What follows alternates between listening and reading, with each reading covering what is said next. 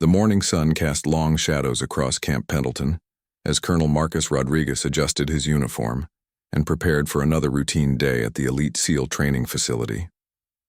At 52, he had seen everything the military could throw at him. 3 tours in Afghanistan, countless training exercises, and over 2 decades of molding the finest soldiers America had to offer. Nothing surprised him anymore, or so he thought. The call came at 800 hours sharp. His secretary's voice crackled through the intercom with barely concealed amusement. "Sir, there's a situation at the front gate. A civilian family is requesting access to the shooting range. They claim their daughter wants to try the SEAL qualification course." Rodriguez paused, his coffee cup halfway to his lips. In his entire career, he had never heard anything quite so ridiculous. The SEAL shooting qualification was designed for elite warriors who had undergone years of intensive training. The very idea that a civilian child would even consider attempting it was beyond absurd. "Tell security to escort them off the premises," he barked into the intercom. This is a military installation, not a carnival shooting gallery. But the family wouldn't be deterred so easily. 20 minutes later, his phone rang again. This time it was General Patricia Hayes, his superior officer, and her tone was far more serious than his secretary's had been. "Marcus, I need you to accommodate a special request today. The Morrison family has some very unusual credentials, and we're going to give their daughter a chance on the range." Rodriguez nearly choked on his coffee. "Ma'am, with all due respect, our facilities aren't designed for children's entertainment. The liability alone would be astronomical. This isn't about entertainment. Colonel, Dr. Sarah Morrison is one of our top military psychologists, and her husband James is a former Navy SEAL instructor who now works with our advanced training programs. Their daughter Emma has been displaying some remarkable abilities that have caught the attention of several departments." The colonel rubbed his temples, feeling a headache beginning to form. "What kind of abilities are we talking about, General?" "Exceptional hand-eye coordination, perfect vision, and according to her father, she's been consistently outperforming adults at civilian shooting ranges since she was 8 years old. She's now 12, and multiple witnesses have verified her skills. We're talking about potential recruitment material for future programs." Rodriguez stood up and walked to his window, staring out at the sprawling training complex. The idea still seemed preposterous to him. In his mind, there was no way a 12-year-old girl, regardless of her background, could handle the physical and mental demands of SEAL-level marksmanship training. "Sir, I understand the family has connections, but this sets a dangerous precedent. What happens when every parent in America thinks their kid is the next military prodigy? That's exactly why we need to handle this professionally, Marcus. If she fails, which frankly we both expect, it sends a clear message about the standards required. If she succeeds, well, we might have discovered something extraordinary." An hour later, Rodriguez found himself walking toward the main gate, his skepticism growing with every step. The entire situation felt like a publicity stunt that had somehow gotten approval from the highest levels. As he approached the security checkpoint, he could see a modest sedan parked outside, with 3 figures standing beside it. Dr. Sarah Morrison was a tall, composed woman in her early 40s, wearing a simple blazer and carrying herself with the quiet confidence of someone accustomed to being the smartest person in the room. Her husband James was immediately recognizable as former military. His posture, haircut, and alert eyes gave him away before he even spoke. But it was the third figure that caught Rodriguez off guard. Emma Morrison stood barely 5 feet tall, with shoulder-length brown hair pulled back in a practical ponytail. She wore simple jeans and a navy blue polo shirt, and carried a small equipment bag over her shoulder. What struck the colonel most was her eyes. There was none of the nervous excitement he would have expected from a child about to attempt something so far beyond her supposed capabilities. Instead, she looked calm, focused, and oddly mature for her age. "Colonel Rodriguez," Dr. Morrison extended her hand with a professional smile. "Thank you for accommodating this unusual request. I know it must seem irregular." Rodriguez shook her hand, then turned to James Morrison. The former SEAL's handshake was firm but not aggressive, and his expression suggested he understood exactly how absurd this situation appeared to an outsider. "Colonel, I know what you're thinking," James said quietly. "I thought the same thing when Emma first asked to try military standard shooting exercises. But sometimes reality doesn't match our expectations. Rodriguez looked down at Emma, who had been standing quietly throughout the adult conversation. She looked up at him with clear, intelligent eyes and spoke in a voice that was steady despite her age. "Colonel Rodriguez, my father taught me that respect is earned through actions, not words. I'm not here to waste your time or prove a point. I'm here because I believe I can meet your standards, and I'd like the opportunity to demonstrate that." The formality and maturity of her speech caught Rodriguez completely off guard. This wasn't the behavior he expected from any 12-year-old, let alone one who was supposedly about to attempt one of the military's most challenging marksmanship qualifications. "Young lady," he found himself saying, his tone automatically shifting to the slightly condescending voice adults often used with children. "This isn't a game. Our SEAL qualification course is designed for grown men who have undergone years of intensive training. The weapons are heavy, the targets are difficult, and the pressure is intense." Emma nodded seriously. "I understand, sir. My father has explained the requirements, and I've been training specifically for this type of challenge. I know it won't be easy, but I believe I'm ready." Rodriguez looked at the parents, expecting to see the typical signs of delusional parental pride, but instead found two serious professionals who seemed as skeptical as he was, yet supportive of their daughter's unusual request. "Dr. Morrison, surely you understand the psychological pressure this kind of situation puts on a child." Sarah Morrison smiled. "Colonel, I've been studying military psychology for 15 years. I'm well aware of the pressures involved. Emma has been evaluated by multiple specialists, and she has consistently demonstrated not just exceptional physical abilities, but remarkable mental resilience. We wouldn't be here if we weren't confident she could handle this psychologically." Despite himself, Rodriguez felt his curiosity beginning to override his skepticism. The family's calm confidence was starting to make him wonder if there might be more to this situation than he had initially assumed. The setup Rodriguez led the Morrison family through the security checkpoint and onto the base, his mind racing with conflicting thoughts. Protocol demanded that he treat this as a serious evaluation, but every instinct told him this was an exercise in futility that would end in disappointment and possibly trauma for the young girl walking beside him. As they approached the advanced marksmanship facility, several SEAL instructors and trainees stopped their activities to stare.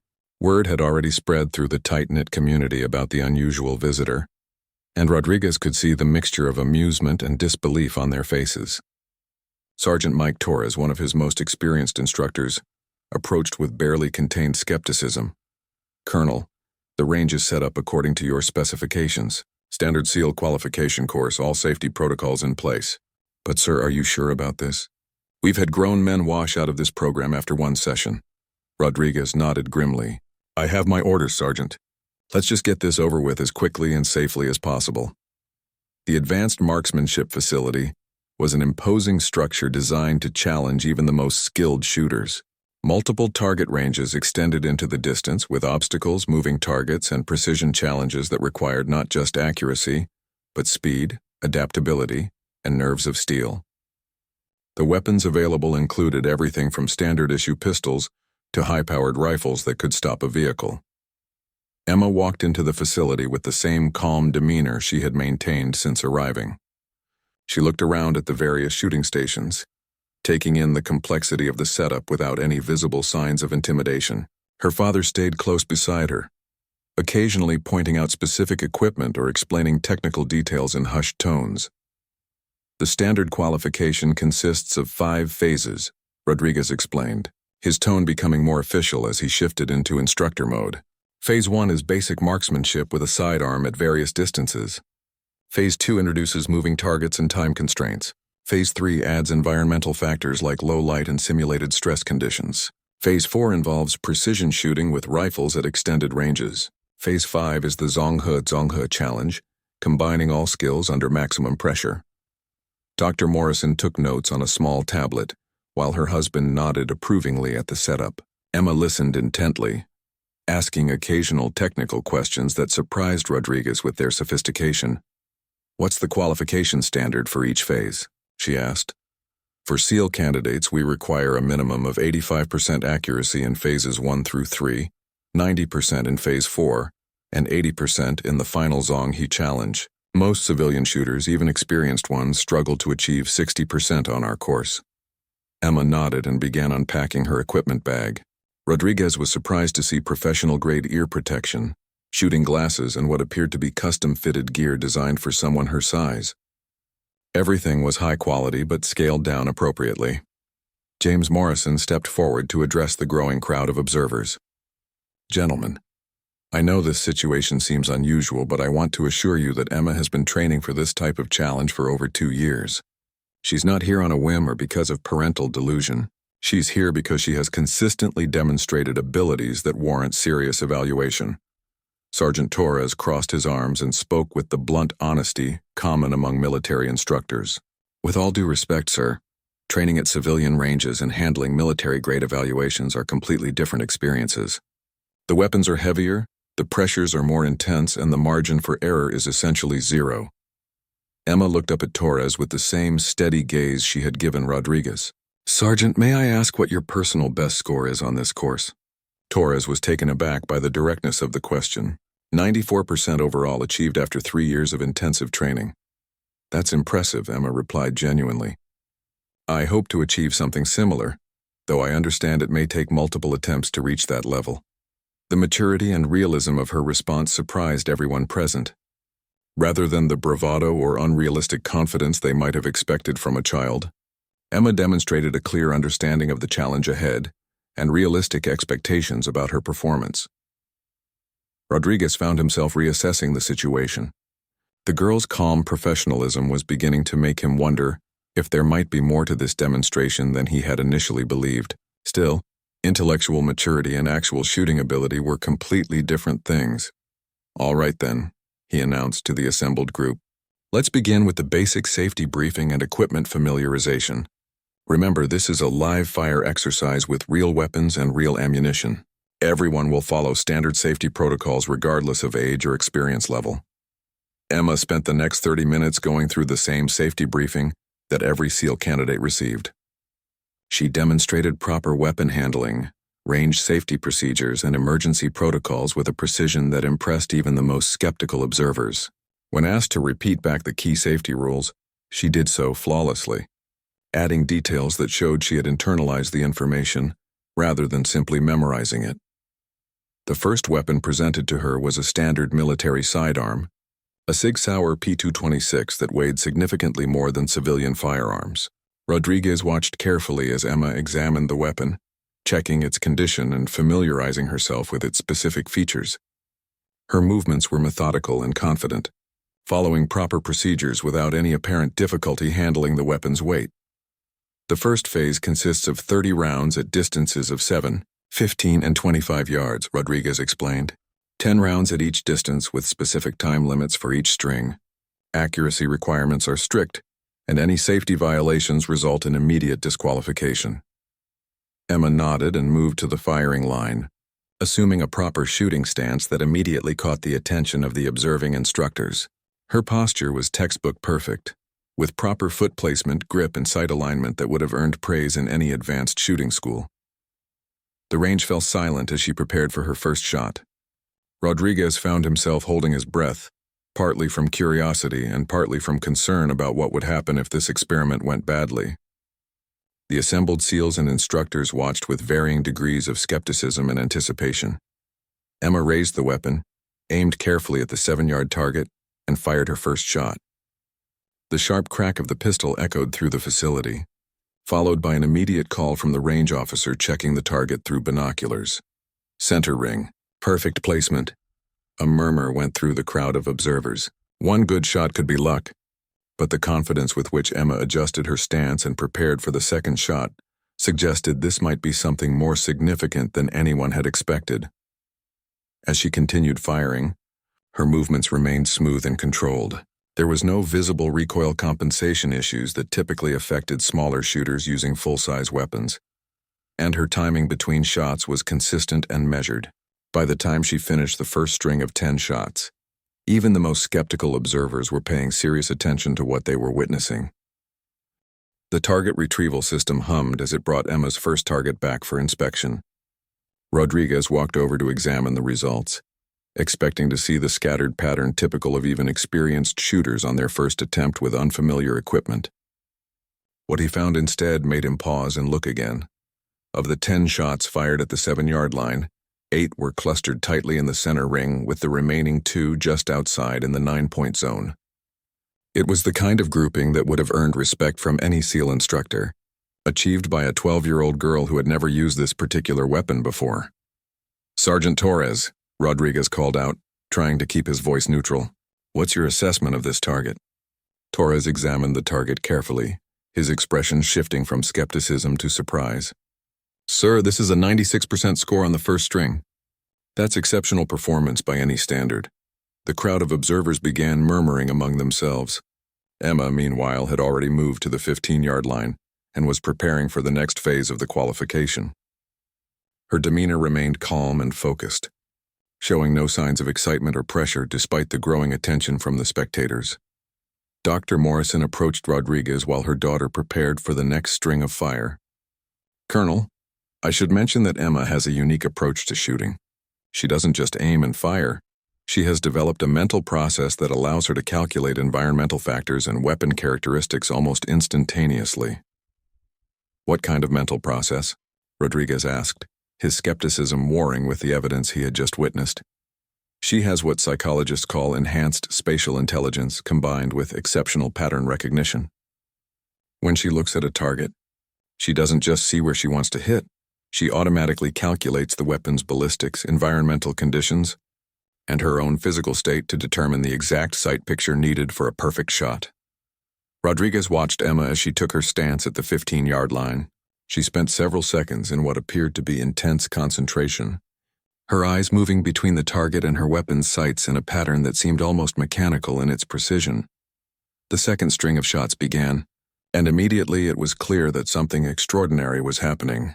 Emma's shots were fired at perfect intervals, each one following the same methodical process of aim, breathe, fire, and assess. The rhythm was so consistent that the experienced shooters in the audience began to recognize it as the hallmark of truly advanced marksmanship. When the targets came back, the results were even more impressive than the first string. 9 shots in the center ring, 1 in the 9-point zone for a perfect 98% score. The facility had grown quieter as more personnel arrived to witness what was clearly becoming an unprecedented demonstration. Master Chief Petty Officer Robert Hayes, the facility's senior instructor with over 20 years of experience, approached Rodriguez with a concerned expression. "Sir, I've been training SEALs for 2 decades, and I've never seen a first-time shooter achieve this level of consistency. Are we absolutely certain about this girl's background? This isn't normal human performance." Rodriguez was beginning to wonder the same thing. "Master Chief, run a background check on the family. I want to know everything about their history, training, and any possible connections to advanced shooting programs." While the background check was being conducted, Emma continued to the 25-yard line for the final portion of the basic marksmanship phase. At this distance, even experienced shooters often struggled to maintain tight groupings, and the psychological pressure of increased difficulty typically affected performance. Emma took her time setting up for the longer-range shots, making small adjustments to her stance and grip that showed she understood how distance affected weapon control. Her father watched proudly but nervously, clearly understanding the significance of maintaining performance at extended range.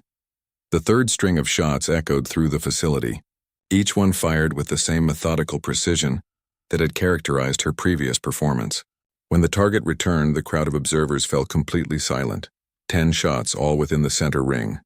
A perfect 100% score at 25 yards with a weapon she had never fired before that morning. Master Chief Hayes returned with the background report, his expression mixing bewilderment with respect. "Sir, the family checks out completely. Dr. Morrison is exactly who she claims to be. James Morrison was indeed a SEAL instructor with an exemplary record. And Emma Morrison is a normal 12-year-old girl from San Diego, who happens to have been training at civilian shooting ranges since she was 8. What kind of scores has she been achieving at civilian facilities?" Rodriguez asked. "According to the reports, she holds several junior records at local ranges and has been achieving perfect scores at distances up to 50 yards for over a year. Multiple witnesses confirm her abilities, and there's no indication of any kind of fraud or deception." Rodriguez looked back at Emma, who was now consulting with her father about the next phase of the qualification. The moving target phase would introduce time pressure and dynamic challenges that tested not just accuracy but adaptability and mental resilience under stress. Sergeant Torres set up the moving target system while explaining the requirements to Emma. This phase uses targets that move at varying speeds and angles. You'll have 30 seconds to engage 5 targets, with each target requiring 2 hits for qualification. The targets move unpredictably and you'll need to track and lead your shots appropriately. Emma listened intently, asking technical questions about target speeds and movement patterns. Her questions demonstrated an understanding of ballistics and target engagement that impressed even the veteran instructors. How fast do the targets move? And what's the maximum lead time I should calculate? She asked. The targets move at speeds ranging from 3 to 8 miles per hour in random patterns. Most shooters find it impossible to calculate lead time and instead rely on instinct and experience. Emma nodded thoughtfully. May I have a moment to observe the target patterns before I begin shooting? The request surprised everyone present. Most shooters, especially those attempting the course for the first time, were eager to begin and get the stressful experience over with. Emma's methodical approach suggested a level of strategic thinking that was unusual in any shooter, regardless of age. She spent 5 minutes watching the targets move through their various patterns, her eyes tracking the mechanical systems with intense concentration. Occasionally she would nod or make small movements with her hands, as if calculating trajectories and timing sequences. When she finally announced her readiness to begin, there was a palpable tension in the facility. Everyone present understood that they were witnessing something unprecedented, and the pressure of maintaining perfect performance under increasingly difficult conditions was about to test whether Emma's abilities were truly exceptional or simply the result of ideal conditions during the earlier phases. The moving target phase would reveal whether they were dealing with a shooting prodigy or simply a very lucky young girl who had performed well under basic conditions. The moving target system activated with a mechanical whir, and 5 targets began their unpredictable dance across the range. Emma raised her weapon and assumed her shooting stance, her eyes tracking the multiple targets with an intensity that seemed to slow down time itself for the observers. The first shot rang out, striking the leftmost target dead center, while it was moving at approximately 6 miles per hour. Before the sound had fully faded, Emma had already shifted to track the second target, leading it perfectly and placing her shot with surgical precision.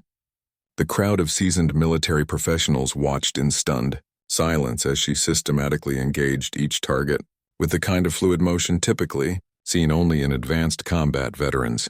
10 shots in 23 seconds. Every target struck twice in the required zones.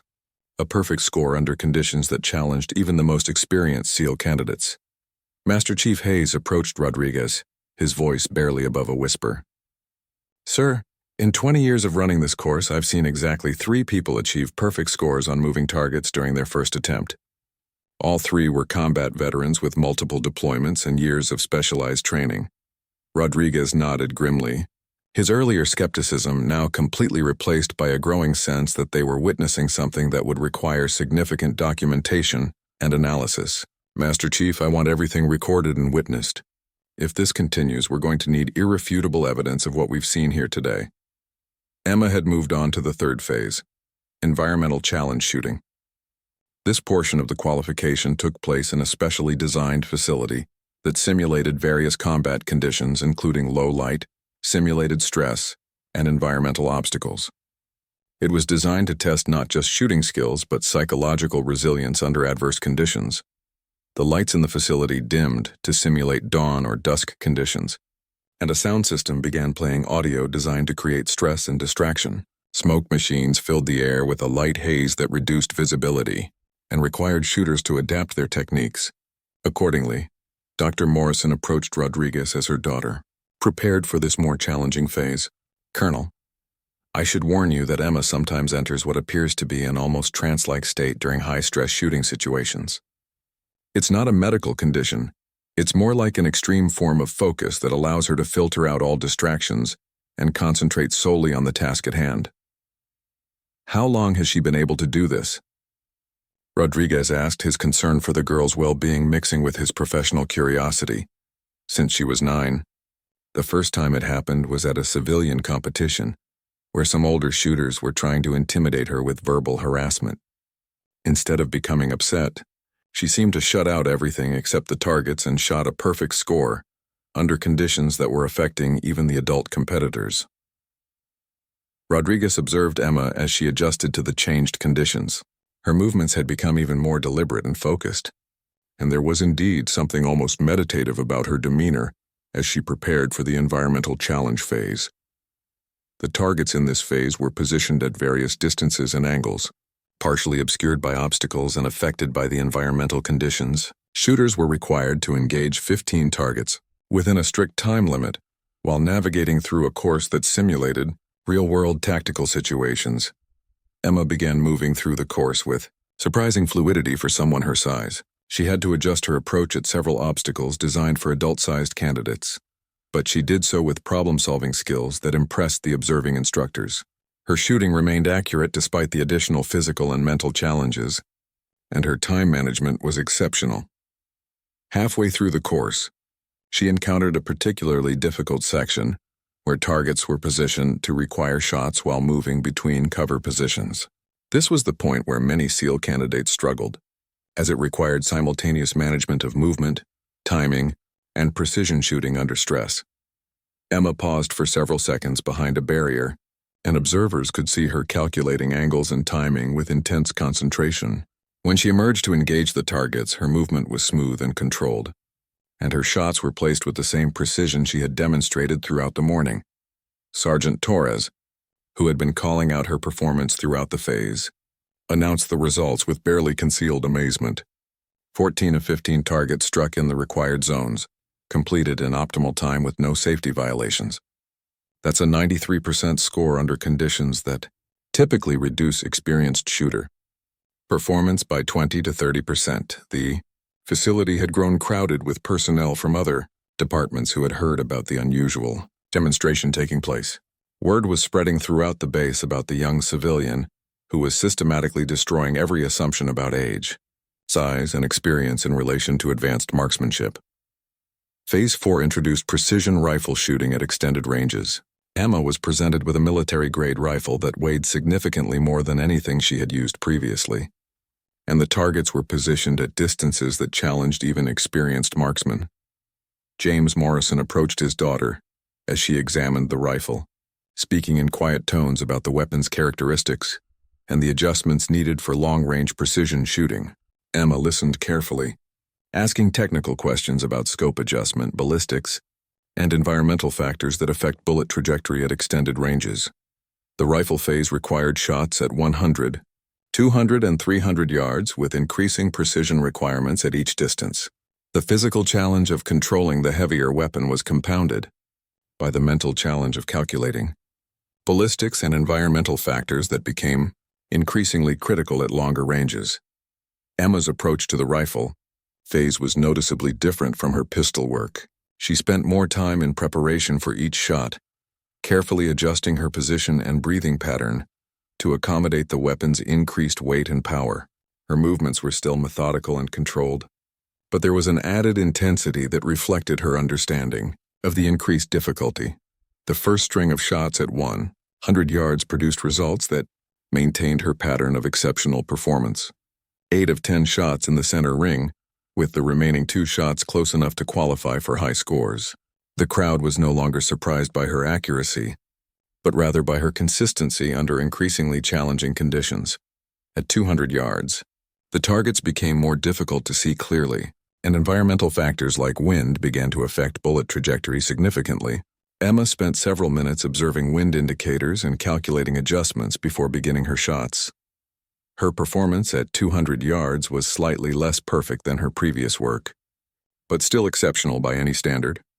7 center ring hits and 3 9-point scores, for an overall performance that exceeded the qualification requirements by a significant margin. The 300-yard phase would represent the ultimate test of her abilities. At this distance, even small errors in calculation, breathing, or weapon control would result in significant deviations from the target.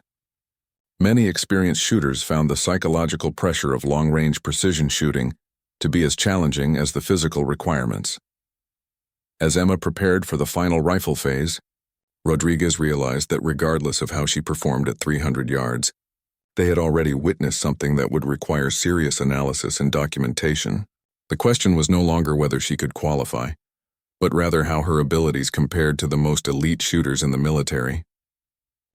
The 300-yard shooting position felt different from everything that had come before. Emma lay prone behind the precision rifle, her small frame dwarfed by the weapon's size and scope. The distance to the target seemed enormous, and even through high-powered optics, the scoring rings appeared as tiny circles that demanded absolute perfection in every aspect of marksmanship fundamentals. Rodriguez found himself genuinely nervous for the first time that day. Everything they had witnessed so far had been remarkable, but long-range precision shooting was an entirely different discipline. The margin for error was essentially zero, and even the most experienced snipers sometimes struggled with the psychological pressure of knowing that every tiny movement would be magnified into significant deviations at the target.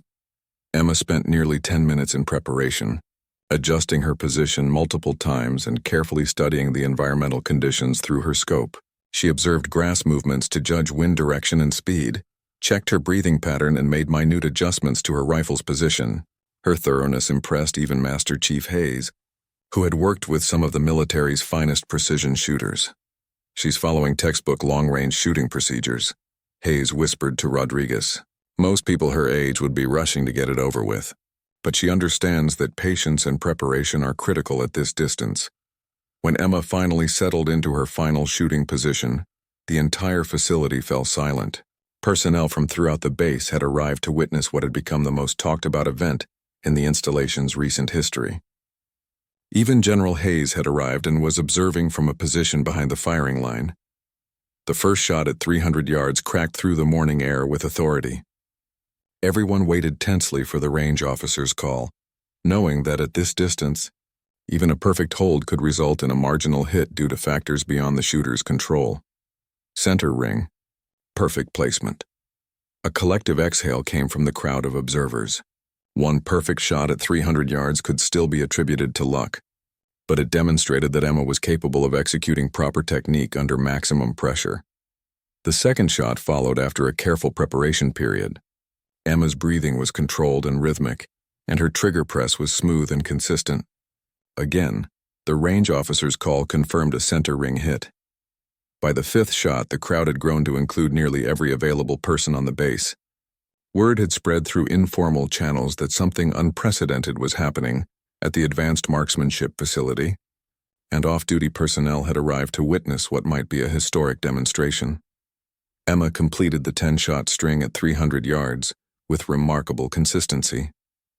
8 shots in the center ring, 2 in the 9-point zone, for a 96% score at a distance that challenged even the most experienced military marksman. Master Chief Hayes approached Rodriguez with the expression that mixed professional respect with genuine bewilderment. "Sir, I need to inform you that Emma Morrison has just achieved the highest cumulative score in the history of this facility's SEAL qualification course. Her overall performance exceeds the previous record by 7 percentage points." Rodriguez felt a strange mixture of pride and disbelief.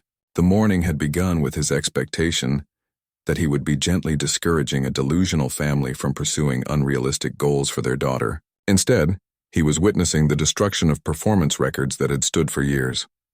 "Master Chief, what was the previous record and who held it?" The previous record was held by Lieutenant Commander Sarah Chen, a Navy SEAL sniper instructor with 12 years of experience and multiple combat deployments. Her score of 94.6% had stood as the facility record for 3 years. Emma had achieved 97.8% overall, a score that seemed impossible for someone attempting the course for the first time, regardless of age or experience level. Dr. Morrison approached Rodriguez as her daughter prepared for the final phase of the qualification. "Colonel, I should prepare you for what comes next. The Zonghe challenge phase typically causes Emma to enter her deepest level of focus.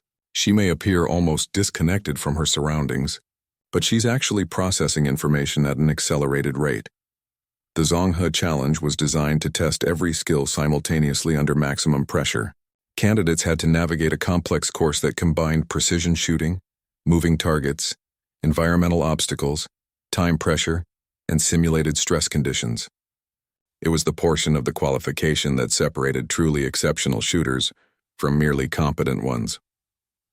Emma stood at the starting line of the Zonghe course, her expression serene despite the complexity of the challenge ahead. The course required her to engage targets at multiple distances using both pistol and rifle, while moving through obstacles and managing strict time constraints. As the start signal sounded, Emma began moving through the course with fluid efficiency. Her transitions between weapons were smooth. Her movement between shooting positions was purposeful, and her target engagement was systematic and precise. Watching her work through the Zonghe Challenge, Rodriguez realized that what they were witnessing went beyond exceptional marksmanship. Emma was demonstrating a level of tactical thinking and situational awareness that suggested natural aptitude for military operations that couldn't be taught through civilian training alone. She completed the Zonghe Challenge in optimal time with a score that shattered every existing assumption about what was possible for a first-time candidate. When the final target was scored and the results were announced, the assembled crowd of military professionals stood in respectful silence. General Hayes approached Rodriguez and Emma, her expression serious but impressed. "Colonel Rodriguez, I believe we need to have a detailed conversation about what we've witnessed here today. Miss Morrison, your performance has been absolutely extraordinary." Emma looked up at the general with the same calm respect she had shown throughout the day. "Thank you, ma'am. I hope I've demonstrated that age and size don't necessarily limit what someone can achieve with proper preparation and focus." Rodriguez realized that his morning had fundamentally changed his understanding of human potential and the assumptions that guided military training programs. The young girl standing before him had not only qualified for SEAL-level marksmanship standards, she had exceeded them by margins that seemed to defy conventional wisdom about skill development and performance under pressure. As personnel began discussing the implications of what they had witnessed, Rodriguez understood that Emma Morrison's demonstration would likely influence military training and recruitment policies for years to come. The question was no longer whether she was qualified, but rather how the military would adapt its programs to accommodate individuals with such exceptional natural abilities. The debriefing session that followed Emma's demonstration was unlike anything Rodriguez had experienced in his military career. The conference room was filled with senior officers, training specialists, and psychological evaluation experts, all trying to understand the implications of what they had witnessed. General Hayes opened the discussion with uncharacteristic directness. "Gentlemen, we need to address the elephant in the room. A 12-year-old civilian just achieved the highest score in the history of our most challenging marksmanship qualification. This raises questions about our training methods, our understanding of human potential, and our recruitment strategies." Dr. Morrison sat beside her daughter, taking notes while Emma answered questions with the same calm professionalism she had displayed throughout the shooting demonstration. Her responses revealed not just exceptional shooting ability, but a sophisticated understanding of ballistics, psychology, and tactical thinking that impressed even the most senior officers present. "Miss Morrison," Colonel Peters from the Training Development Department asked, "can you describe your mental process during the precision shooting phases? Our instructors are particularly interested in how you calculated environmental factors so quickly." Emma thought carefully before responding. "When I look at a target, I don't just see where I want the bullet to go. I see the entire system. The weapon, the ammunition, the distance, the wind, my own physical state, and how they all interact. It's like solving a math problem, except I can visualize the solution instead of having to work through calculations step by step." Master Chief Hayes leaned forward with obvious interest. "That's a level of intuitive ballistics calculation that we typically see only in snipers with years of field experience. How long have you been able to process information this way?" "I think I've always been able to see patterns and relationships more clearly than most people," Emma replied. "My parents first noticed it when I was very young and could predict things like weather patterns or how balls would bounce during sports. Shooting just happens to be something where these abilities are particularly useful." Rodriguez found himself reassessing everything he thought he knew about talent development and military training. "Dr. Morrison, From a psychological perspective, how do you explain your daughter's abilities? Sarah Morrison consulted her notes before responding. Emma demonstrates what we call enhanced pattern recognition, combined with exceptional spatial intelligence. She processes visual and environmental information at a rate that's significantly above normal human ranges. Combined with perfect vision and natural hand-eye coordination, these cognitive abilities create ideal conditions for precision marksmanship. But surely these abilities could be applied to other fields as well? General Hayes asked. Absolutely. Emma excels in mathematics, engineering concepts, and any field requiring spatial reasoning and pattern analysis. Shooting just happens to be an area where her abilities are easily measurable and dramatically visible. The discussion continued for over an hour, covering topics from training methodology to the potential for identifying and developing similar abilities in other young people. Emma answered every question thoughtfully, demonstrating not just exceptional skills but remarkable maturity in handling the attention and pressure of the situation. Toward the end of the session, Colonel Rodriguez asked the question that had been troubling him since the morning's demonstration. Emma, knowing what you've accomplished today, what are your goals for the future? Do you see yourself pursuing a military career? Emma considered the question seriously before answering. Colonel, I'm honored to have had this opportunity and grateful for everyone's professionalism and respect. But I'm 12 years old and I think I should focus on being 12 for now. I love shooting because it challenges me and allows me to develop my abilities. But I also love mathematics, science, and spending time with my family. Her mature response impressed everyone in the room and demonstrated wisdom beyond her years about maintaining perspective despite exceptional abilities. General Hayes concluded the session with an announcement that surprised everyone present. Based on today's demonstration and subsequent evaluation, I'm authorizing the creation of a specialized program to identify and develop exceptional marksmanship abilities in young people. Emma Morrison's performance has shown us that our assumptions about age, experience, and capability may need significant revision. Furthermore, she continued, I'm recommending that Miss Morrison be awarded an honorary certificate of achievement and be invited to participate in advanced training programs as her schedule and interests allow. This is not about recruitment or pressure. It's about recognizing exceptional ability and providing opportunities for its development. Emma looked up at her parents, who nodded their approval, then addressed the general directly. Ma'am, I would be honored to accept that recognition and to participate in programs that would help me continue developing my abilities. Thank you for treating me with such respect and professionalism today.